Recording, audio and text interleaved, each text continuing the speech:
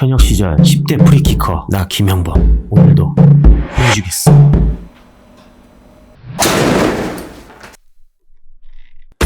비거리로 완벽히 지배하고 퍼포먼스로 플렉스하다. 미스페라. 안녕하세요, 꽁TV 김영기입니다. 네, 안녕하세요. 풋볼 포레스트입니다. 이강인 뉴스인가요? 네.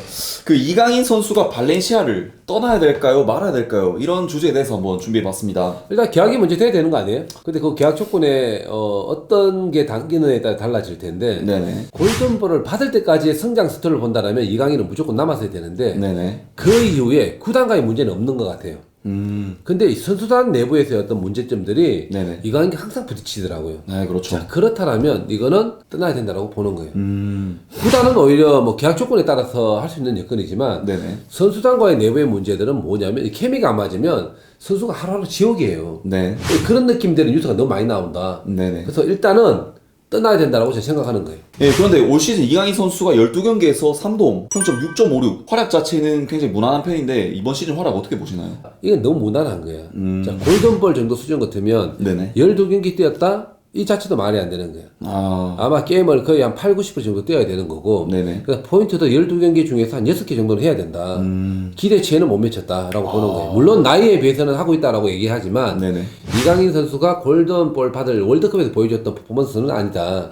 그만큼 감독이나 선수단에서 이강인 선수의 기회라든지 이런 것들이 네네. 그만큼 많이 주어지지 않고 있다는 얘기예요. 네, 그렇죠. 여러 가지 사안들이 있겠지만 이 부분도 상당히 만족스럽지는 못하다. 근데 나이에 비해서는 하고 있지만 우리가 생각한 기대치는 아니잖아요. 네, 그렇죠. 이런 사안들이 떠나야 된다라고 보는 거예요. 근데 이번 시즌 이강인 선수가 총 583분 출전했는데 이게 팀 전체 경기 시간의 35%에 해당하거든요. 이 정도면은 경기를 나이에 비해서는 많이 뛴 거 아닌가요? 그렇죠. 나이에 비해서는 뭐 괜찮다고 보는데 이거는 기회를 주어진다라고 보는 거지. 네네. 팀의 중심에서 뛰고 있는 건 아니에요. 보통 미들라인에서 팀의 중심을 뛰고 있다라고 한다면 네네.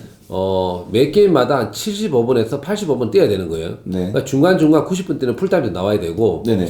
게임을 안 뛸 때는 어떨 때냐면 스케줄상 힘들다라고 했을 때 쉬어가는 거지. 네네. 뭐 후반전에 10분 뛰었다가 후반전에 20분 뛰었다가 이 자체가 35% 되는 거는 1.5군 내지는 1.8군 정도 수준이라고 보는 거예요. 우리가 이렇게 봤을 때는 내가 만약 이강인 선수인데 게임을 뛰기 위해서 이 팀에 있다라고 한다면 이거는 가능성이 희박하다. 그러니까 나이에 비해서는 괜찮은 거지만 네네. 팀 에이스로서의 모습은 분명히 아니다 라고 생각한다면 요 근래에 나왔던 게 그런 거 있잖아요. 게임 시간을 좀 늘려달라. 네네. 내년에 뛸 때마다 퍼포먼스를 보여주고 있는데 왜 출전 안 시키냐 이런 것들은 네. 팬들하고 부딪히는 경우도 있는 거잖아요. 네, 그렇죠. 감독이 안 뛰는 이유는 뭐냐면 어쨌든 이강인에 대한 시각적인 즉 경기력에 대한 평가가 그렇게 좋지 못하다는 얘기예요. 네. 그렇다면 이강인에서 게임을 뛰고 싶다라고 하면 이건 발렌시아에서 그걸 만들 수가 없는 거예요.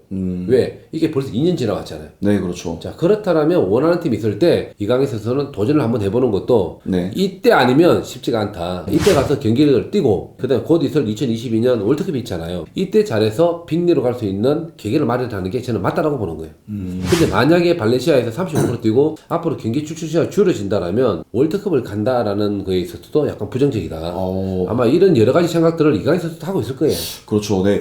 근데 이강인 선수가 현재 출전 시간 외에도 다른 문제가 있거든요. 이 포지션이 공격형 미드필더가 아닌 뭐 윙어, 세컨톱, 이 다양한 포지션에서 뛰고 있단 말이에요. 그러면 이제 한 포지션에서 뛰는 거랑 여러 가지 포지션에서 이제 왔다 갔다 뛰는 거랑 어떤 게 훨씬 낫다고 보시나요? 네. 멀티 자원이 훨씬 더 좋아요. 네. 왜? 어느 포지션에 문제가 생겼을 때 이 한 선수가 들어가면 문제가 해결되는데 네네. 이 문제를 해결하기 위해서 리저브에 두세 명 넣는 거는 오히려 더 손해가 많잖아요. 네네. 그래서 멀티 자원으로서 하는 거는 더 좋은데 문제는 뭐였냐면 발렌시아 주로 4-4-1을 쓰는 거야. 그렇죠. 그러니까 이강인 선수가 포메이션에 적합되어 있는 거는 4-2-3-1이에요. 그렇죠. 자, 더블 볼란치가 쓰고 네네. 그 위에 공격 미들이냐면 이강인 선수가 가지고 있는 장점이 뭐냐면 킬패스 내지는 타락박 퍼슨에서 공격 자원이잖아요. 네, 그렇습니다. 근데 4-4-2 쓰게 되면 수비도 잘하면서 공격을 해야 되니까 네. 이강인 선수가 가지고 있는 수비력은 사실 우리가 봐도 좀 부족한 게 많잖아요. 그렇습니다. 이 자리를 뛰게 되니까 네. 능력치가 부족해 보이는 거예요. 그래서 설 자리가 부족하니까 오히려 보통 그 포메이션 뭐 4-2-3-1 뛰는 팀 대부분이거든요. 그렇죠. 근데 이강인 선수는 4-2-3-1 뛰는 팀을 찾아야 됩니다. 근데 발렌시아 지금 현재 최우선으로 4-4-2니까 그렇습니다. 차선책이 플랜 B로 운영할 수는 없는 거잖아요. 그렇습니다. 그래서 이강인 선수가 소외되는 경우 정 내지는 게임을 뛸 수 없는 경우가 많이 생긴다라고 보는 거예요. 그만큼 이강인 선수가 지금 맞지 않는 역할을 계속 소화하다 보니까 그 장점이 안 나온다 이런 말씀이시네요. 그런 거죠. 맞지 않는 옷을 입다 보니까 이강인 선수가 보여줄 수 있는 실력이 이강인 선수가 잘할 수 있는 걸 보여줘야 되는데 네네. 그러지 못한 모습을 많이 보여주니까 오히려 경기 뛸 수 있는 기회가 줄어들었다. 이렇게 저는 이렇게 보는 거죠. 일단 자기의 주 포인트를 떼야죠. 그렇죠. 거기에서 잘한 모습을 보여줄 때 이제 에이스가 되는 건데 네네. 이제 그렇지 못한 거는 뭐냐면 때로는 멀티 자원이 좋다라는 얘기하지만 네네. 때로는 시험 삼아서 가는 경우도 있거든. 여기 안 되는 거 여기 주고 여기 안 되는 거 여기 주고 이러다 보면 선수가 말리게 되는 거예요. 왜?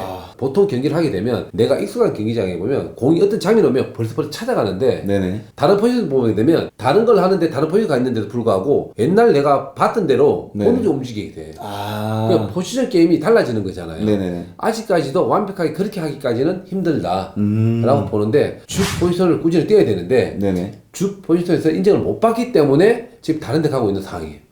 이것도 잘하는데 여기도 잘할 것 같아서 이제 이렇게 하는 경우는 데브라이너 공리 보면서 원톱을 씌우잖아. 그렇죠. 제로톱 하면서 이거는 데브라이너 다 잘하니까 씌우는 거지. 네네. 이강인 선수는 지금 주 포지션을 못하니까 네네. 오히려 단에 돌아가고 있는 느낌이다 라고 지금 판단되는 거예요. 그래서 이 부분이 오히려 아쉬운 거예요. 잘 됐다라고 하면 여기서 너무 잘하고 여기가 부족한 부분이 이강인 선수가 가서 또 해낸다라면 이런 느낌의 이동 포지션이라면 괜찮은데 네네. 앞서 얘기했던 그런 게 아니기 때문에 지금 좀 아쉬운 거예요. 그렇습니다. 근데 이강인 선수가 아무래도 발렌시아에서 유스 출신이다 보니까 팬들의 사랑을 되게 많이 받는 선수거든요. 근데 이게 발렌시아를 떠나게 되면은 그런 팬들의 사랑을 못 받을 수도 있는데 그런 부분은 어떻게 생각하시나요? 아마 이강인 선수를 좋아하는 팬들은 이해할 거예요. 왜냐면 이강인 선수가 어릴 때부터 왔는데 골든볼 받고 네네. 뭐 금을 한양했는데 네네. 그 명성에 맞지 않는 뭐 출전율 이런 것들은 오히려 팬들이 불만적인 거거든. 그렇습니다. 왜 이강인 선수 안 뛰겨? 네네. 야, 이렇게 되면 보내야 되는 거 아니야? A씨 나가. 오히려 이런 정도니까 네네. 이강인 선수를 좋아하는 팬들은 오히려 나갔다가 성장에 다시 돌아오는 거를 원할 수도 있다는 얘기예요. 왜 이거는 이 팬덤이 발렌시아 팬덤도 있지만 이강인 선수를 좋아하는 팬덤도 있는 거잖아요. 그렇습니다. 이강인 선수가 성장하기를 바라는 거지. 네네. 여기에서 계속 안주하면서 관계에 어떤 그런 문제점이 계속 노출되면서 죽어가는 거잖아요. 이걸 원하지 않는다는 거예요. 오히려 성장해서 네네. 다시금 돌아오기를 바랄 거라는 생각이 드는 거예요. 그 위원님 말씀은 이적이 아니라 임대를 좀 바라는 말씀이신가요? 임대는 아니에요. 아닙니까? 임대가 가면 왜 안 좋으냐면 네네. 임대를 가게 되면 그 구단에 사용을 하겠지만 네네. 결국 그 구단의 재산이 아니잖아. 그렇습니다. 그러면 확실한 카드가 아니라면 이거는 임대에 대한 어떤 모습들을 본다면 그렇게 좋지는 못하는 거예요. 임대를 간다면 그 팀에서 애지중지 안 한다는 얘기. 좋은 가격을 주고 사왔을 때 기회를 주고 네네. 우리 재산이니까 잘 가꾼다라고 생각하는데 네네. 그렇지 못한 거라면 임대는 아니다라고 생각합니다. 임대는 아니다. 그러면은 이강인 선수가 현재 발렌시아의 그라시아 감독으로부터 선택을 못 받고 있는데 이 감독이 떠날 때까지 기다리는 건 어떨까요? 야 그러면 또 네. 시간이 많이 걸리는 거잖아요. 네, 그렇죠. 언제 떠날지도 모르는 거고. 그렇죠, 네네. 근데 이 문제를 좀 냉철하게 한번 볼 필요도 있는 것 같아요. 감독 때문에 못 뛴다. 저는 이건 아니라고 봐요. 그렇게 탓하면 그런 문제점이 있을 수도 있겠지만 그렇게 탓을 해버리면 네네. 내가 노력을 안 하고 내가 변화를 안 주는 거예요. 그렇습니다. 선수 탓, 감독 탓 이건 하지 말았으면 좋겠고 오히려 이직이냐 아니냐를 논했을 때는 이직을 했으면 좋겠고 네. 거기 가서 동기부여를 받고 긴장감을 가지고 한번 도전했으면 좋겠다는 거예요. 근데 일단 1차적으로 감독이 바뀌면 기회가 오겠지. 이 생각은 제가 볼 땐 아닙니다. 역시 경험에서 나오시는 말씀이신 것 같습니다. 자, 그럼 이강인 선수가 어떤 리그로, 어떤 팀으로 이적하면 좋을까요? 현재까지는 맨시티, 잘츠부르크, 레알 소시에다드 이렇게 세 팀이 연계되어 있습니다. 뭐 선택의 여지가 없을 것 같은데 일단 이 세 팀 중에 아무 팀 가도 좋을 것 같은데 자 레알 소시에다 가면 다비드 실바 있으니까 네, 그렇죠. 야 잘 어울릴 것 같아. 보고 배울 수 있는 게 많고 네네네. 나는 이상적인 거는 맨시티지. 데브라이너가 있으니까 그 밑에서 또 함께 한다면 성장 스토리가 또 있을 수 있을 테고 네네. 관심도도 많아지니까 저는 가능성이 있다고 보는데 근데 이 세 팀도 가게 되면 행운이고 네. 이 세 팀을 가게 된다면 걱정도 사실 있어요.